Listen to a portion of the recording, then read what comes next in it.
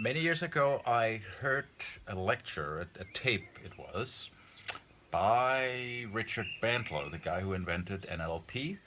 It was about how, when people are lucky, like gamblers, some people seem to sometimes be more lucky than other people. And one of the ideas in the philosophy of NLP would be that if somebody has a certain ability, you can find out how they structure their reality inside, and then other people could maybe copy it.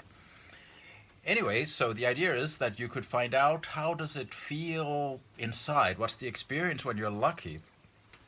A good gambler will often know in advance whether it's a good day to win or not.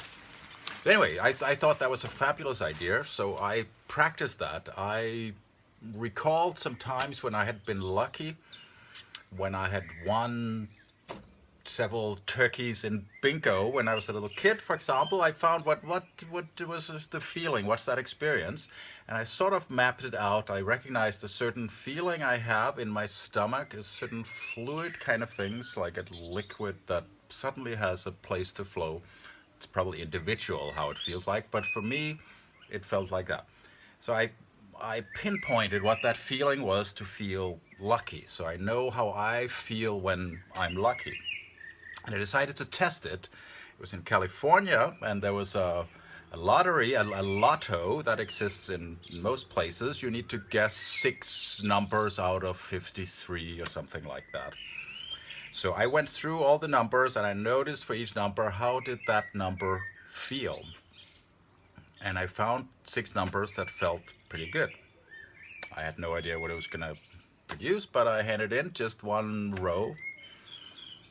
And when the results came back in a week, I had 3 out of 6 numbers right, meaning 50% right. That made me super excited. That meant that now I knew that I could fine tune this system. I was halfway there already.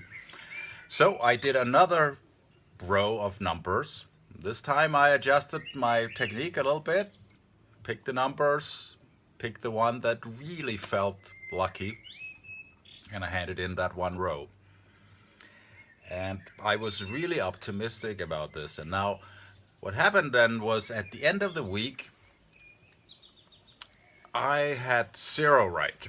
However, what happened was, see, I was working at that time in a DNA type lab in California that did testing for tissue transplants or something like that. And I was a computer guy, but in the lab, just on the other side of the wall of my office, like just a few meters away, there was a girl who worked there. It happened to be her last day. She had quit to go back to work, but it was her last day, and she won the lottery. And it wasn't just any lottery; it was a week where it was like the big one, $65 million. And there were two winners. She was one of them. She won, what's half of 65? Well, she won $32.5 million, I think it was.